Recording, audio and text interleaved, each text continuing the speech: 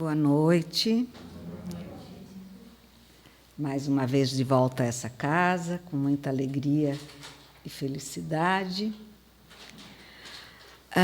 Nós vamos conversar hoje, como foi lembrado pelo nosso irmão.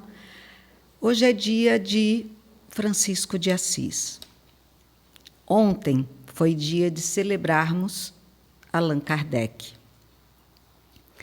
Duas pessoas diferentes, porém com muitas coisas iguais, principalmente amor à humanidade. Os dois se devotaram a amar ao próximo, cada um a seu jeito, e até numa demonstração de que não há uma fórmula única para demonstrarmos o nosso amor. Kardec, um homem Hippolyte Rivail, que, na verdade, era um pedagogo, um cientista do seu tempo,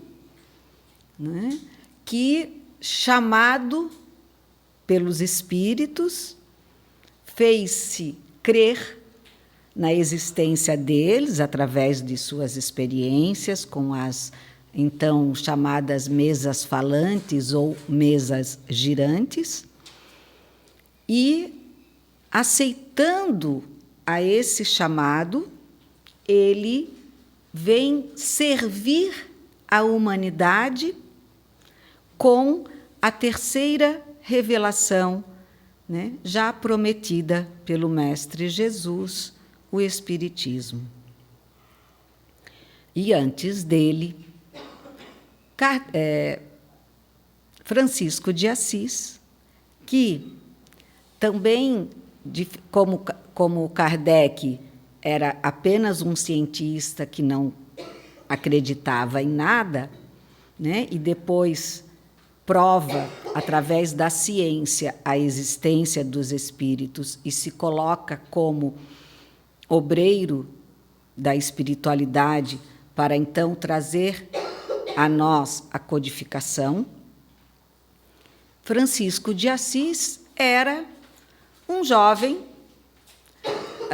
da burguesia de sua época, com todas as manias e gostos da maioria dos jovens: beber, curtir, namorar, servir à pátria, porque naquele tempo era uma coisa muito mais digna, para os homens de boa casta, seriam oficiais do império. Então, ele também se dedica à vida militar, mas nada disso traz paz ao seu coração. Ele busca, mas não encontra a paz, a felicidade que ele tanto gostaria. E, numa visão, ele começa a perceber o quanto que a humildade, o amor ao próximo e o amor à humanidade o traziam a felicidade que ele tanto buscava. Começa, então, a perceber que as coisas e os bens materiais não surtem a sensação de felicidade, a sensação de harmonia no conjunto que nós somos, corpo, espírito, mente, sentimentos, E assim resolve, então, se dedicar ao próximo. Questionado, claro, por seu pai, que se achou decepcionado do filho começar a usar os seus próprios bens para ajudar a mendigos, ele, então, resolve chamar a atenção de Francisco, e Francisco, então, respondendo ao pai, deixa tudo de bens que o pai lhe proporcionava, inclusive as próprias vestes, e desnudo sai da casa do pai para então poder, né, livre de qualquer amarra, ajudar ao próximo.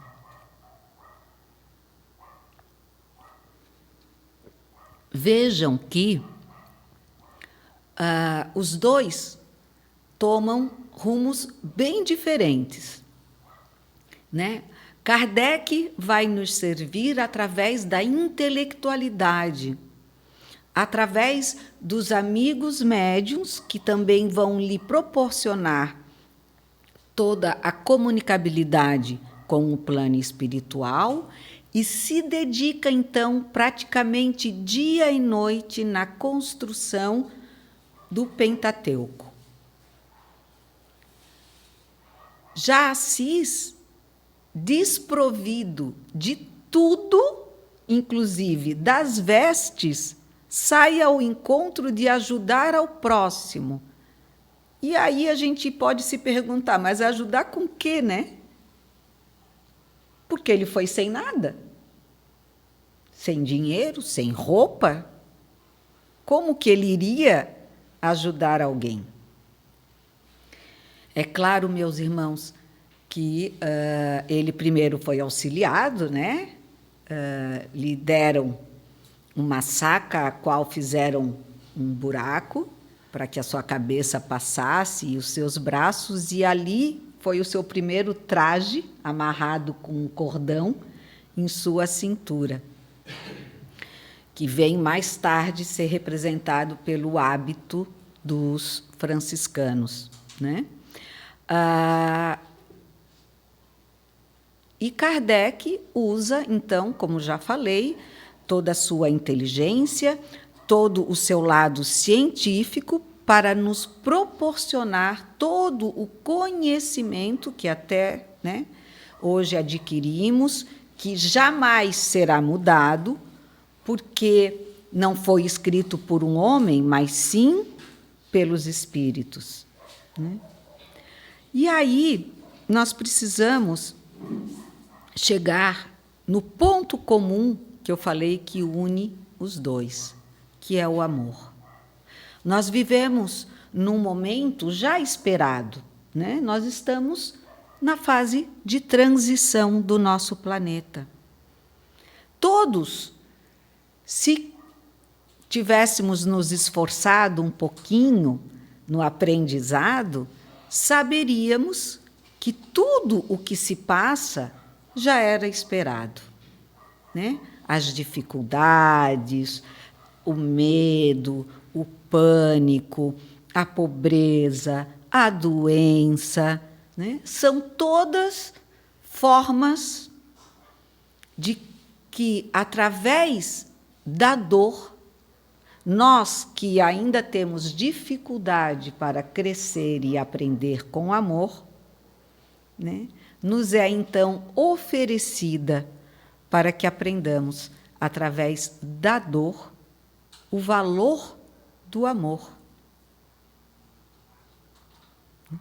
Porque aquele que, por acaso, não se sentiu atingido pessoalmente, com todas as limitações dos tempos de agora, com certeza deve ter sido chamado a assistir aqueles que então passaram ou passam por dificuldades, né? Houve quem e há quem ofereça pão, há quem ofereça abrigo, há quem ofereça agasalho, há quem ofereça um cuidado, um curativo, ou uma simples visita, um sorriso, né? Um desejo de que o próximo fique bem. E esse é o maior ensinamento que nós precisamos e devemos aproveitar em todo esse momento, com tudo que nos acerca. Porque o amor, ele é o único e absoluto transformador da humanidade. Para vocês terem uma ideia, Francisco de Assis foi considerado, né, o maior cristão depois de Cristo. Né? O homem bondoso, com um amor incondicional a tudo e a todos. Ele amava da erva daninha ao ser humano. Das águas dos rios, ele agradecia. Ao sol e à lua, ele edificava. Enfim, Francisco de Assis observou como ninguém todas as obras do nosso Pai. Da mais humilde, da mais simples, à maior de todas. Né? E Francisco de Assis demonstrou isso com o seu exemplo. Ele tinha tanto amor por tudo e por todos que, certa feita, eles estavam limpando uma área para plantar alguma coisa, para terem até o que comer, porque virava e mexia, Francisco não tinha nem mais o que comer e nem mais o que vestir, porque ele estava sempre dando até a sua última peça de roupa para agasalhar alguém. Né? Há quem brinque que diz que ele virou costume ele ficar desnudo, né? Ficar sem roupa, porque quando ele encontrava alguém que lhe pedia alguma coisa e que ele não tivesse nada a dar, ele novamente se despia e dava a sua roupa para agasalhar o próximo. E comida, então, nem se fala. Né? Ele comia quando tinha, quando sobrava para ele. Do contrário, ele sempre dava primeiro aos irmãos. Então, certa feita, eles, arrumando um cantinho para plantar, os irmãos começaram a capinar, né? E estavam arrancando as ervas daninhas. Claro, elas já têm esse nome por quê? Né? Porque atrapalham o crescimento das boas ervas. Mas aí, sabendo e tendo o entendimento de que mesmo a erva daninha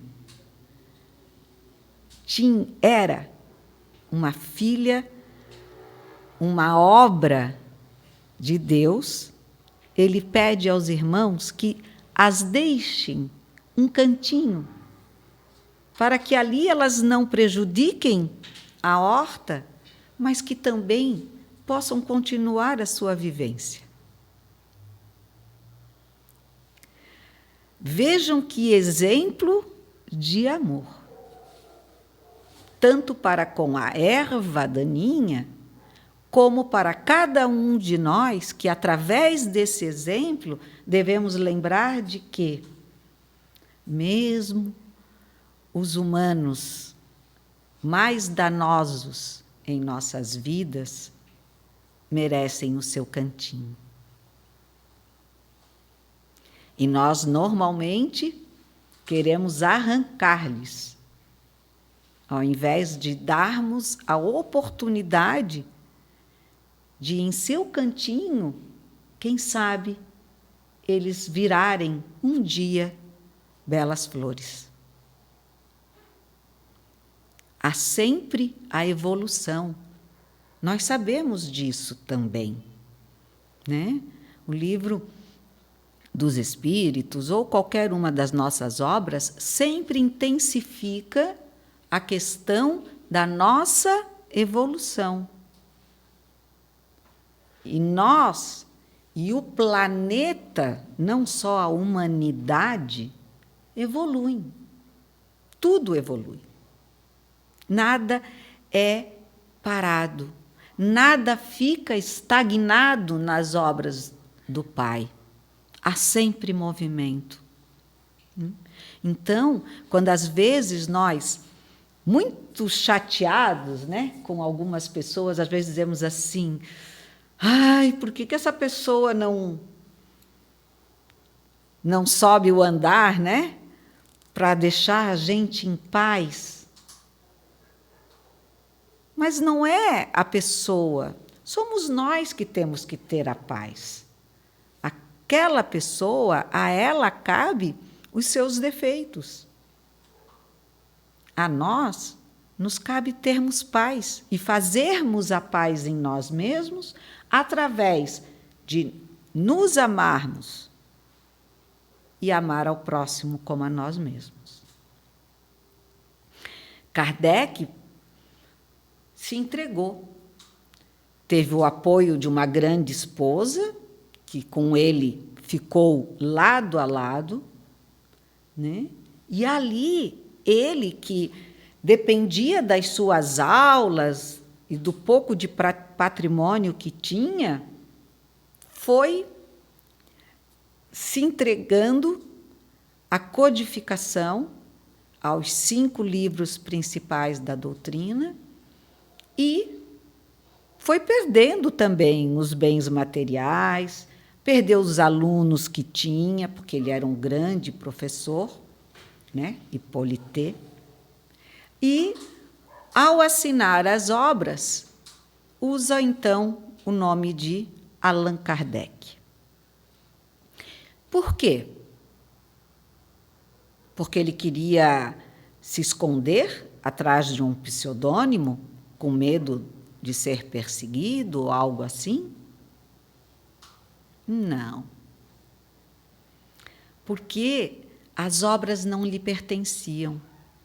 Hippolyte tinha a humildade e a sabedoria para entender que ele era apenas um instrumento de transformação das comunicações do plano superior para o papel onde nós, né, no plano físico, teríamos contato e chance de aprender e encontrar a consolação tão desejada. E através de que armas nós poderíamos ser consolados? Através da resposta às perguntas que tantas vezes fizemos. De onde eu vim? Para onde eu vou? Por que estou? Quantas vezes a gente diz: mas por que eu estou aqui? Por que comigo isso não acontece? Ou por que isso acontece comigo? Será que eu vim da sementinha que foi plantada na barriga da minha mãe? Da onde eu vim? Para onde que eu vou? Falam tanto em morte. Morte parece uma coisa tão feia. Fazem até ela vestida de preto com uma foice. Que horror! Tenho medo, não sei o que vai acontecer comigo. São perguntas que a humanidade se fez e se faz. E aqueles que ainda não entenderam a mensagem continuarão a fazer. Então, Kardec, sabendo que os autores de todo esse conhecimento eram os espíritos, ele separa de si qualquer ligação com a doutrina e cria, então, Allan Kardec. Na verdade, o nome de uma das suas encarnações, em que ele era um sacerdote druida e tinha o nome de Allan Kardec. E aí, relembrado pelos espíritos, ele, então, usa esse pseudônimo para que nada do que ele, Hippolyte Rivail, escreveu antes das obras pudesse ser comparada com a doutrina dos espíritos. Né? Outra coisa também muito interessante dentro disso tudo é que nós, que sempre ouvimos, né, das religiões criadas ou escritas pelos homens, não é assim? O catolicismo tem a Bíblia, o Novo Testamento, e a própria Igreja começou a construir os seus dogmas. Os homens. Nunca se soube que algum espírito veio dizer a esse ou aquele que deveria escrever assim, assado.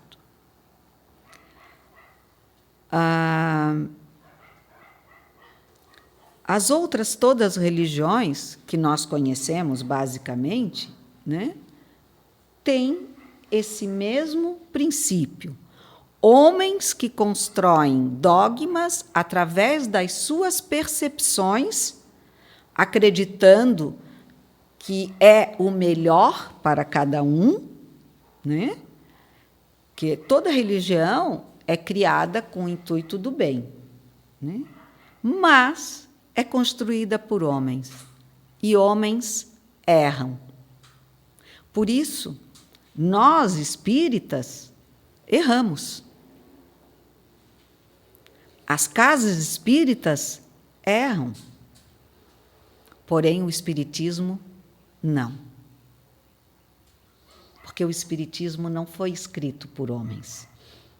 Ele foi trazido pela espiritualidade, que tem e teve a responsabilidade de nos informar da terceira revelação, de que não estamos sozinhos, de que não estaremos sozinhos, que somos amados por nosso Pai que nos criou, valorizados pela individualidade que somos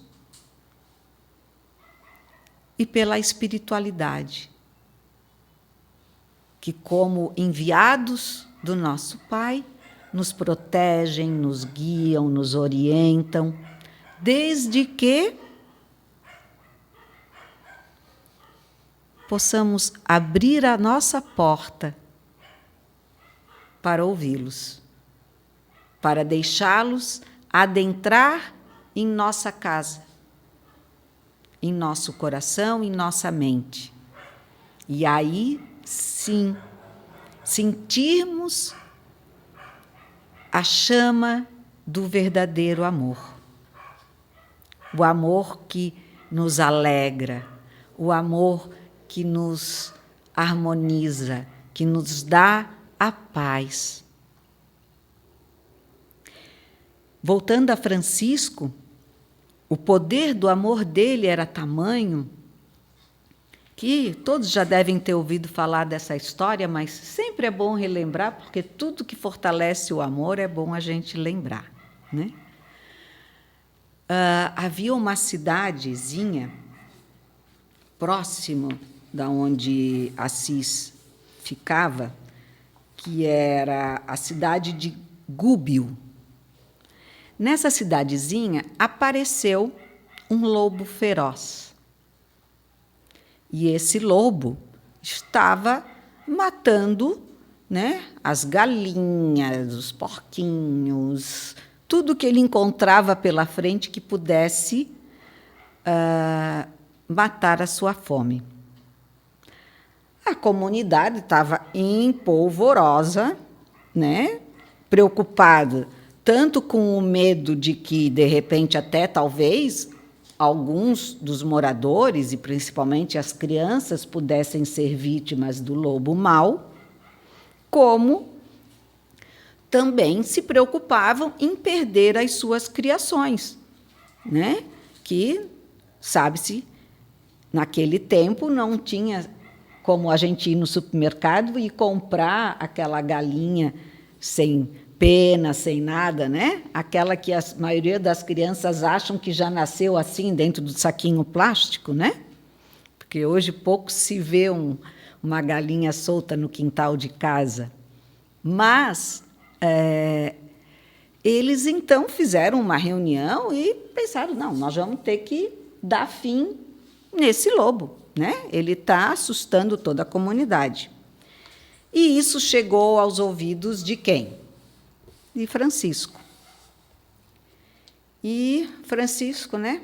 Coração de amor, pleno, pleno, pleno. Se ele cuidou da erva daninha, imagina do lobo. Aí ele disse, não, eu tenho que falar com essa comunidade. Mas, antes disso, eu vou tentar falar com o lobo. Só que Francisco, a mesma proporção em que ele amava o lobo, ele também morria de medo do lobo. Mas ele foi. Se guiou na fé e foi. Quando ele chegou num lugar, o lobo ele avistou de longe. Ele parou, ficou observando, pediu, né? Ai, me ajuda, né? E o lobo deu aquele sorriso não simpático para Chico, inicialmente, né? Rosnou como quem fosse avançar em Chico. Até porque, como ele estava sendo enxotado pelos seres humanos daquela cidadezinha, ele imaginou que Chico fosse tomar a mesma atitude para com ele. E aí, Chico começa a conversar com ele. Irmão Lobo, eu vim conversar, né? Fique calmo, não se preocupe, eu não vou fazer mal a você. E o lobo foi vindo, e foi vindo. E Francisco já estava começando a tremer nas pernas, como nós costumamos dizer, né?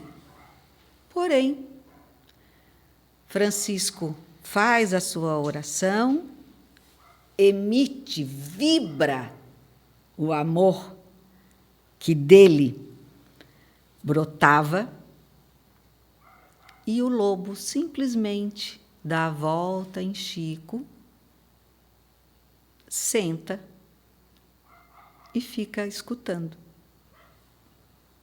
E aí ele faz, então, um acordo com o irmão lobo, porque, além de tudo, Francisco de Assis chamava a todos e a tudo de irmão, desde a irmã Lua, do irmão Sol, do irmão Lobo, das irmãs Andorinhas, né? Todos eram seus irmãos, nossos, e são nossos irmãos.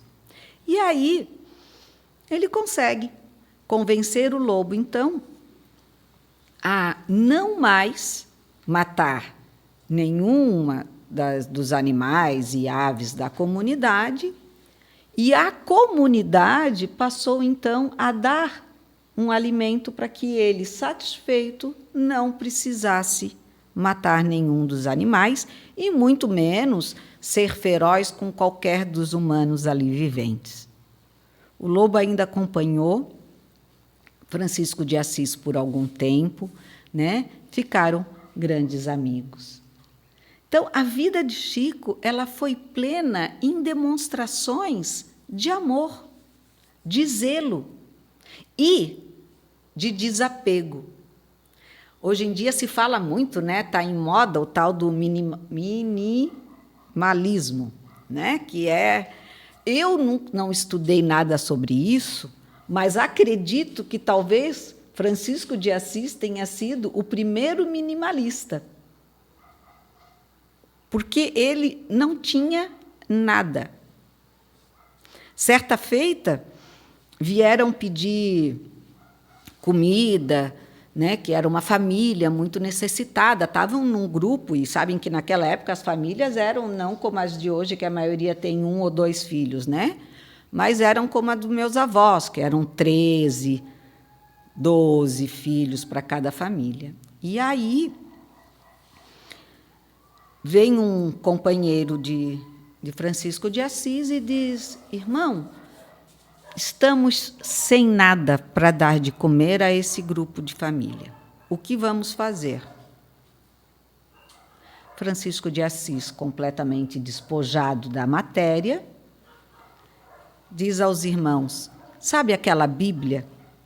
Naquele tempo, a topografia não era como os dias de hoje, né? Que a gente até em casa já tira cópia de tudo que quer, né?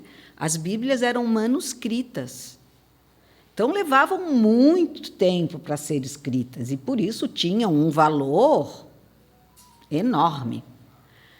Ele diz: pega, dá à família que venda e que compre todos os mantimentos e alimentos que necessitam.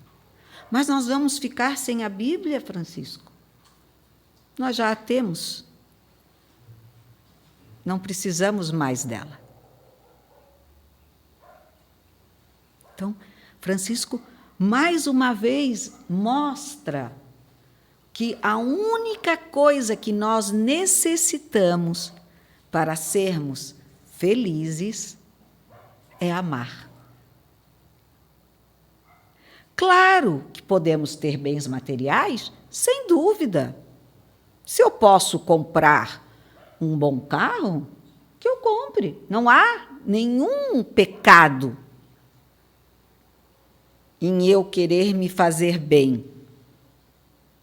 Mas eu preciso e devo querer fazer um bem maior ao meu próximo.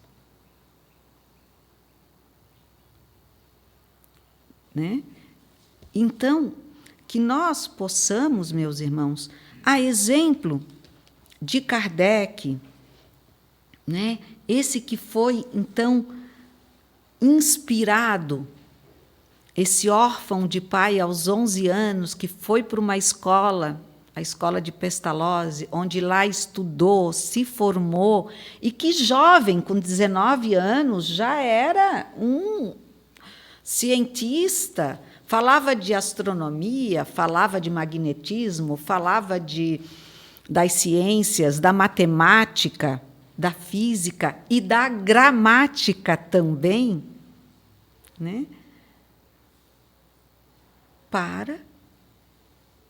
Convencido pela legitimidade do plano espiritual, e se dedica, se entrega, abusando até da própria saúde, para nos deixar o Pentateuco,